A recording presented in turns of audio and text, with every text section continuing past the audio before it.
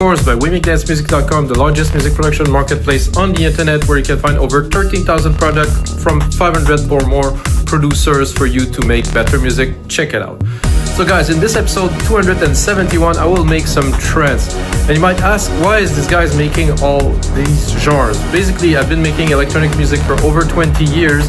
I am in this scene for 30, I cannot even count the years. So in 1993, I discovered electronic music, and I continued to do music for a long time. And for trance, for me, my main inspiration was Above and Beyond. I used to receive promo from them really early on when they started their career, and this kind of prog trance, melodic with big elements, usually good chords, good progression, it's really ring it. For me, there was Above and Beyond, Andy Moore, Armin was starting. It was a bit of a different genre of trance, more commercial and stuff like that, but for me, Above and Beyond made it all the way. So why do I want to make trance with you guys? Because I want to show what is important when you make a trance track, so you guys learn, and you have a better understanding of what element you will be working on to make a track. This might be different, but at least if you have those, I think you'll be able to make a really decent track. And the first element that is the bass.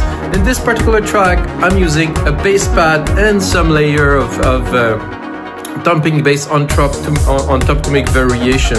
So basically, I compose this bass pad, and after that, I'm composing different elements, and I go back to the bass to do different elements.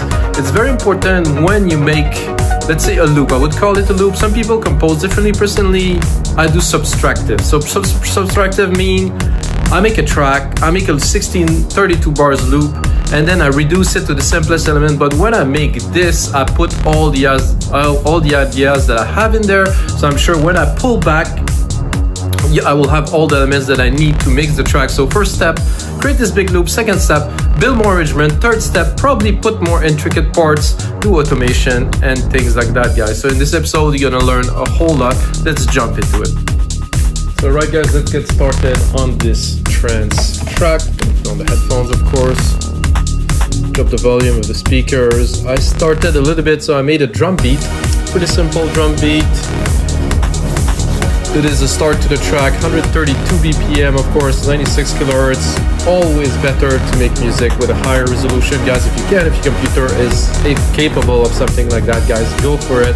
It makes a huge difference when you mix. You have more headrooms, everything is cleaner, everything's clearer. 96K is the way to go. And I'm using Sylenth one because I think it is somehow the best synth to do this type. So let's listen to the beat.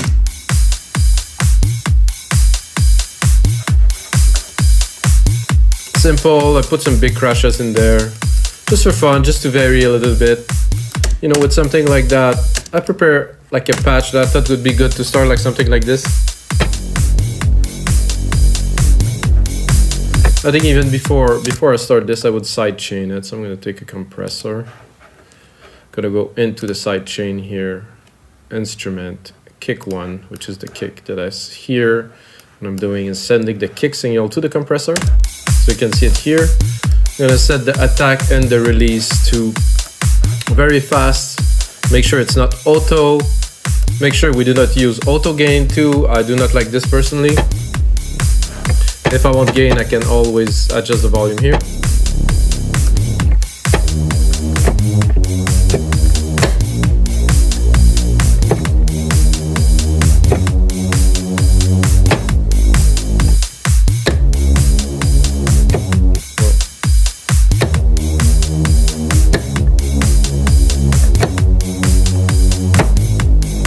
So that's something that I didn't mind. Oh, I'm gonna restart again here.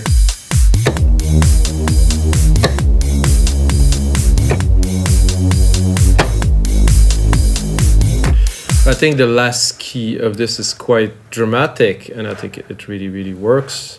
It's a fairly simple melody, but this is a bass. Doesn't mean I will literally keep all the sounds the same. It's just like to start a track, you have to start with an idea, right? And I think simpler idea that you develop into more complex thing always yield better.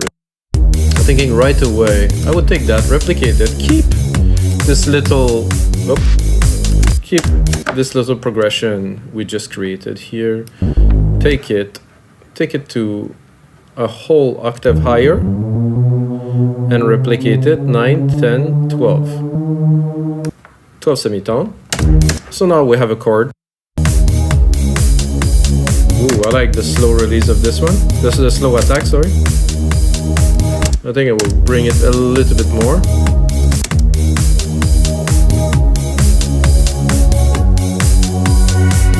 Okay.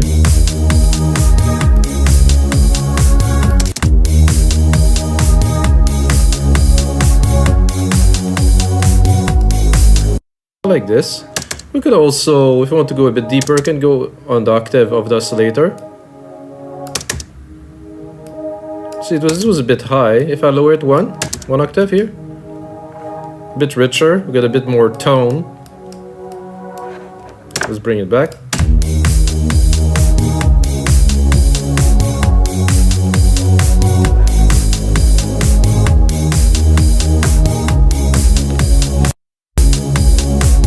I would also do a send bus here.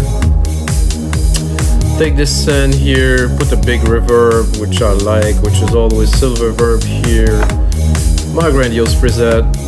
I'm gonna send a little bit of the pad to it. Make it a bit bigger, a bit wider. Not too much.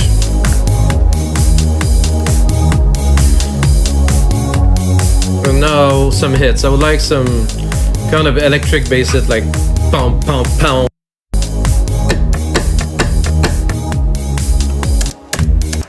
I like this, very simple. And then we're gonna put a different bass on it.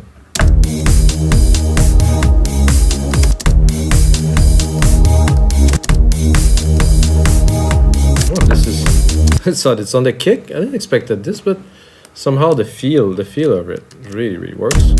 I actually love this.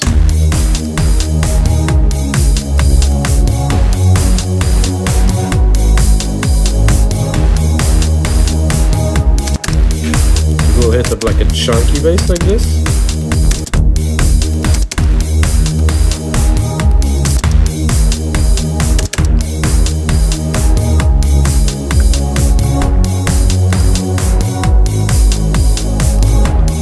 I think now we're gonna go into an ARP. That's not necessarily gonna be an ARP. Let's say I will use the keys that I use here, and I will create like a melody with them. I think it's always a safe bet to reuse. So it will have familiarity because of course it is the same keys, and at the same time I can create an ARP that will be my own, that will be with a sequence that I create.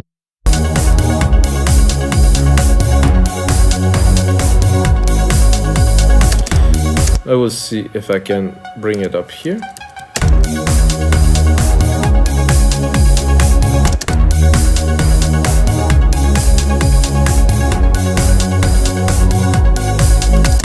And bring this one down here.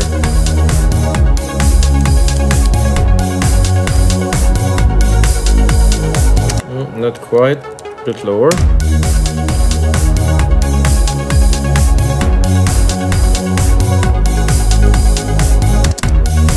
So I can do this, I can do command join, create one MIDI part.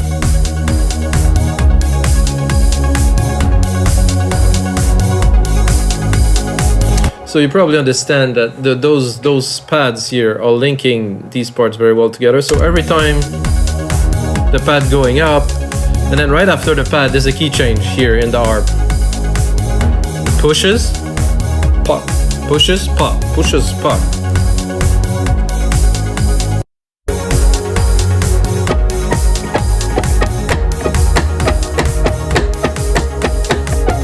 Yeah, something like that I think would work.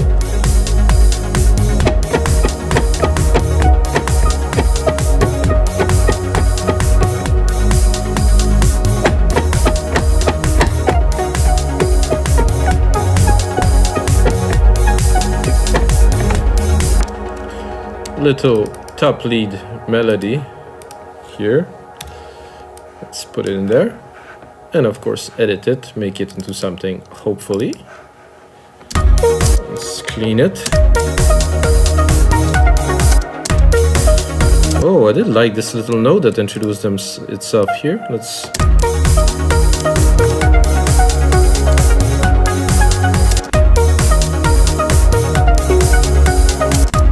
This one...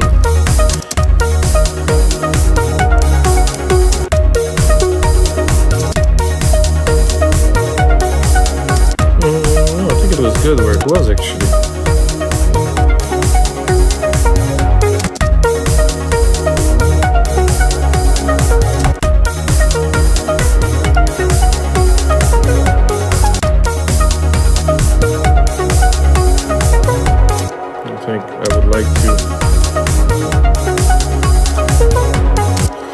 I would like to repeat the little effect I got there. I think just this is enough.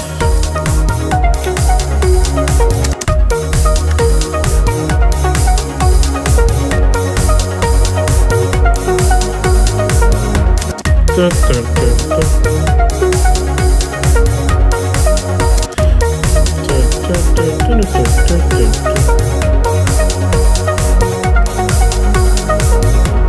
There's something that is not quite tight in there. This is good here. There's a delay here. This is good here. Just repeat this here.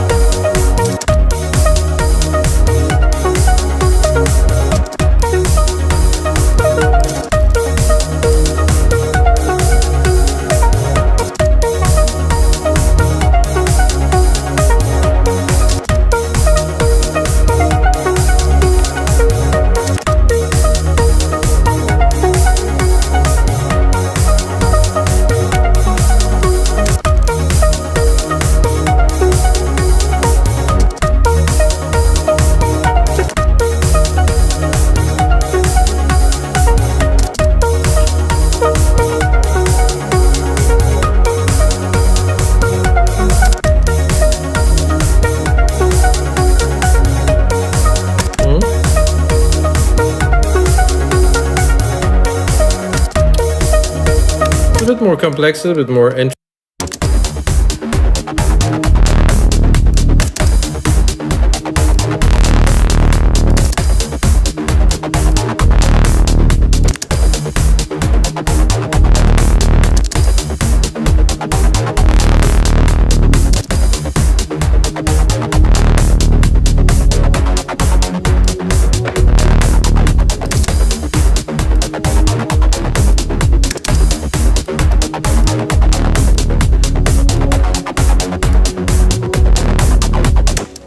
Okay, this is getting there. So like I said, guys, I'm creating elements that will be used later on in the track. Once I do the process of putting everything together, then right away I'm gonna set up an automation channel here. I'm gonna put it on touch. I'm gonna go into Sylenth, drop this. So then I will have control. You do A to show the automations. You go here, Sylenth one cut off. So we can play with it.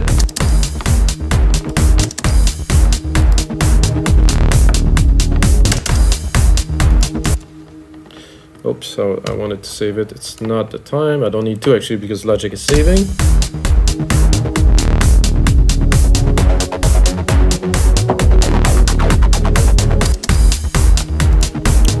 I could also, like earlier, look at the keys here. So we're gonna look at the keys we are. And this is the key of the bass that I was just playing here. And I think it would be good if I would take it up here.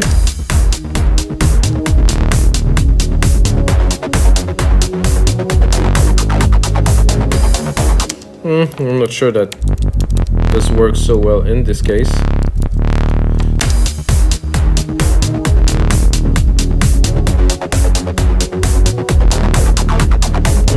It does actually.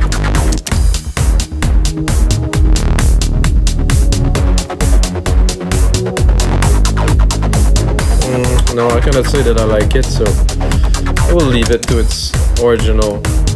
Well, it might be correct like musically in the track itself, this just doesn't work. So with all this, I'm gonna bring back some of the elements. This lead here.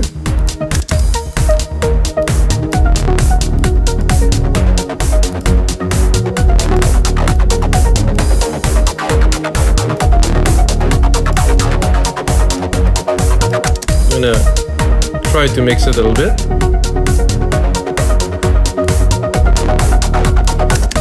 A bit too much delay here.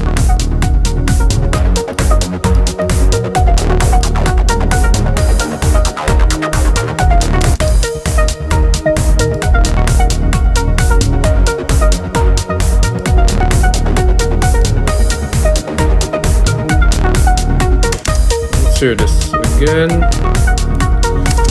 So where do I want it to be in the mix? At the top? Do I want it to be back?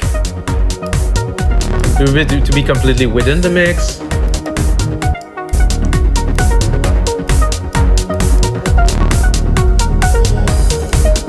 And then we have this main harp can put in the back. This I want it to be really in the back, in the groove.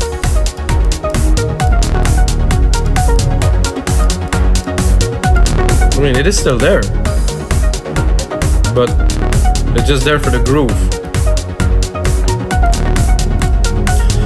And then of course this main bass pad that really bring the thickness to the track.